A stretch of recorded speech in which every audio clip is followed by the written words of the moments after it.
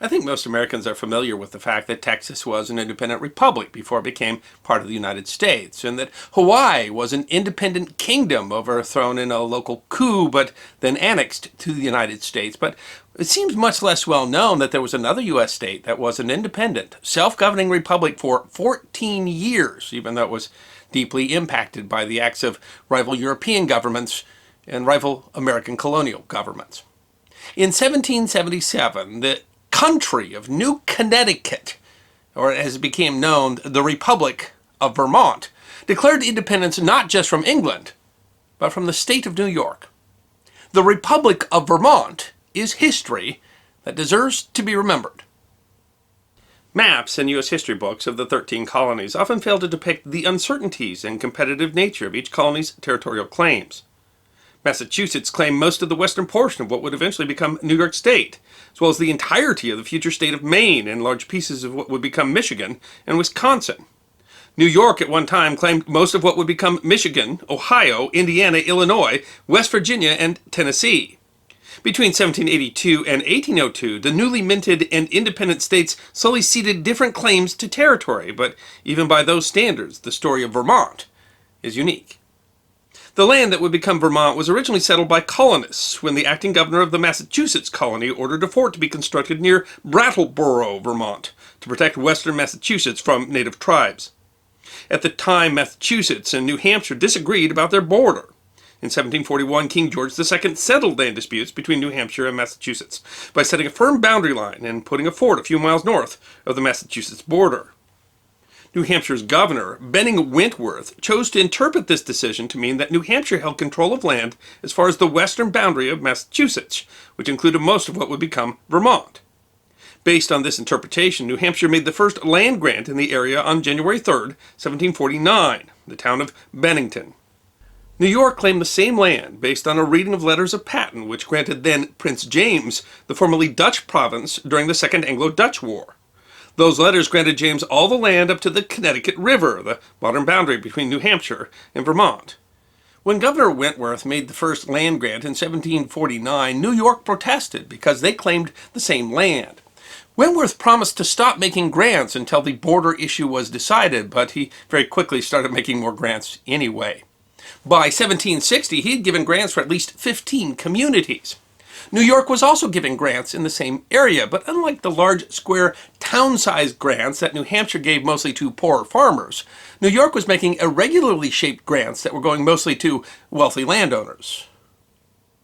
The dispute lasted until 1764, when King George III finally made the determination that New York had the right to the land.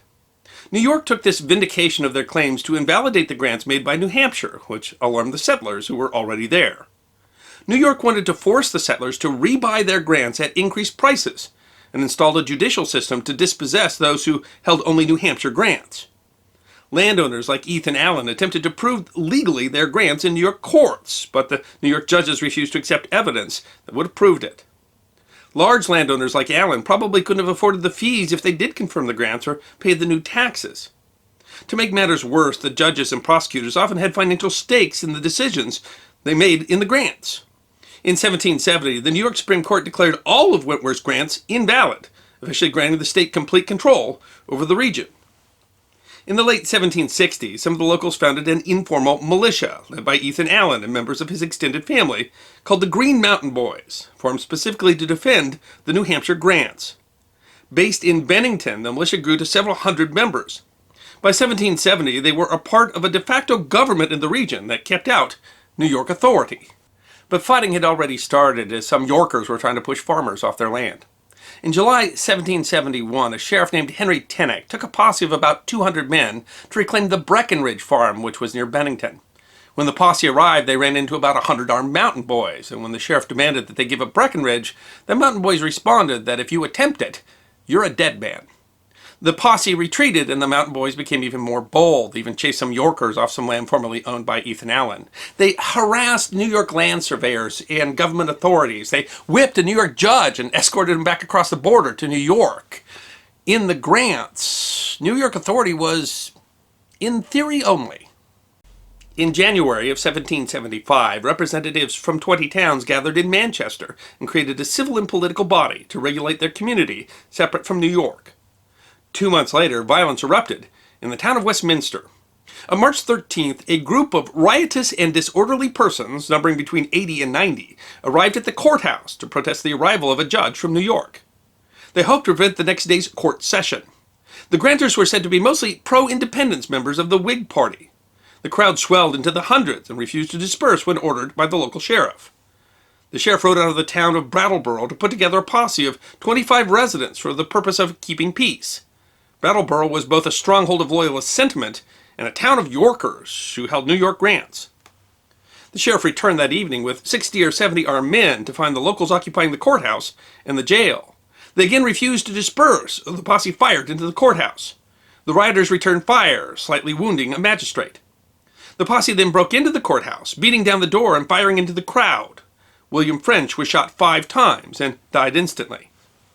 One witness said the attackers cruelly maimed several more. Several more were injured, and the posse continued to fire into the crowd as they fled.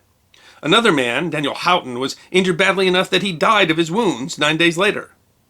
The day after the riot, hundreds of locals and militia members descended on Westminster. They imprisoned Loyalists and Yorkers alike. They ransacked Loyalist homes in Brattleboro and ran an attorney there out of town. 5 men were later charged with the murder of William French. Ethan Allen and the Green Mountain Boys were there after the riot and advocated for a convention to declare their independence from New York. The convention met a month later to renounce and resist the administration of the government of New York, till such time as they can have opportunity to lay their grievances before His Most Gracious Majesty in council. It added that the grants should be freed from so oppressive a jurisdiction and either annexed to some other government or erected and incorporated into a new one. The convention was interrupted by news of the battles of Lexington and Concord, which changed the nature of the conflict. Ethan Allen saw support of the Green Mountain Boys waning, and it was now clear that obtaining a royal charter for the grants would be impossible. The riot at Westminster, called the Westminster Massacre, became a symbol of revolutionary sentiment, and William French in particular, a martyr for the cause. The Yorker Loyalist and Granter Patriot crossover was incidental, and the massacre at Westminster only sort of related to the broader revolutionary movement, but Allen recognized an opportunity when he saw one. He made a deliberate decision to align the Green Mountain Boys with the revolutionary movement.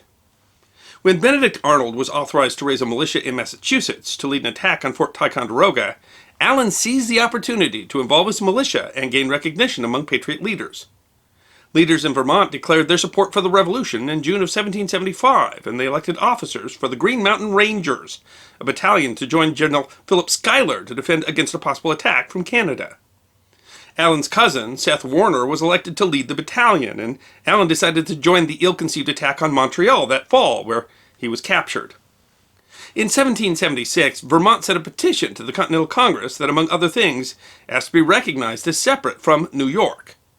New York continued to protest Vermont's attempts for independence, and the Congress did not recognize them. Thomas Chittenden and Dr. Reuben Jones were instrumental in this period to drum up support for the Dorset Resolution, announced on July 24th, to become a separate district. Meeting again on January 15th, 1777, representatives of the Territory's towns officially declared it independent, not just from England, but also from New York. They named their new state New Connecticut, reflecting its border with New Hampshire along the Connecticut River, but they also called it the Republic of the Green Mountains. Even those who didn't support the announcement mostly came around after New York ratified a new constitution that gave little representation to the grants. At about the same time, they again petitioned the Continental Congress to recognize their independence and grant them representation, something New York was able to block.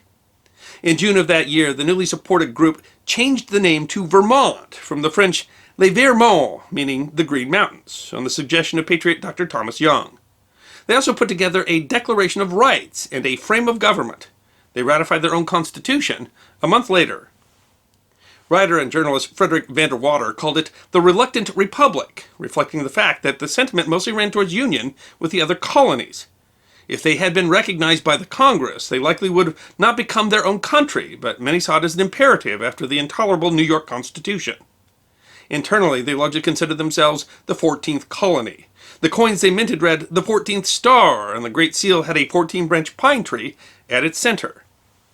The young country was quickly tested by the chaotic times. During the summer of 1777, 2,600 British soldiers from General Burgoyne's army moved on Bennington, Vermont, to seize much-needed supplies. Burgoyne had recaptured Fort Ticonderoga and was pushing the colonial forces south. New Hampshire militia joined up with the Continental soldiers under Seth Warren in Vermont and dealt the British a significant defeat at Hoosick, New York, which contributed significantly to Burgoyne's surrender later that year. The nation held its first elections on March 3, 1778, and elected Chittenden governor. During the war, the country minted its own currency, ran a post office, and conducted diplomacy with the U.S., France, and the Netherlands. The last major Native American raid in New England occurred in 1780. British soldiers and Mohawk warriors attacked Vermont settlements in the Royalton Raid. Leading Vermont politicians, including Governor Chittenden and Ethan Allen, began negotiations with British officials like Frederick Haldimand, then governor of Quebec, about rejoining the British. Unfortunately for Haldimand, just as he offered generous terms for the reunion in 1781, Cornwallis surrendered at Yorktown. The winds pointed towards a victorious United States, and Vermont did not want to be left behind. Vermont again, because of pressure from New York, was totally left out of the Articles of Confederation after 1783. It wasn't until 1790 that New York finally acceded to Vermont's admission in exchange for $30,000 to settle New York's territorial claims, as well as a final decision on their shared border. On the 10th of January, 1791, the Vermont legislature voted overwhelmingly for statehood, and on March 4th, Vermont became the 14th state, the first admitted after the adoption of the federal Constitution. For 14 years, Vermont survived as an independent nation while revolution, war, and competing interests sought to keep it down. The story of the Republic of Vermont also reminds us of the competing alliances, objectives, and claims that threaten the very idea of a United States. The many people of what would become the U.S. had to work hard to overcome their differences and choose to unite despite our divisions. Until the Constitution was ratified, it really wasn't clear that a single nation was going to emerge, or if North America might become a patchwork of bickering tiny countries. But in the end, like Vermont, we decided that we were stronger together than apart.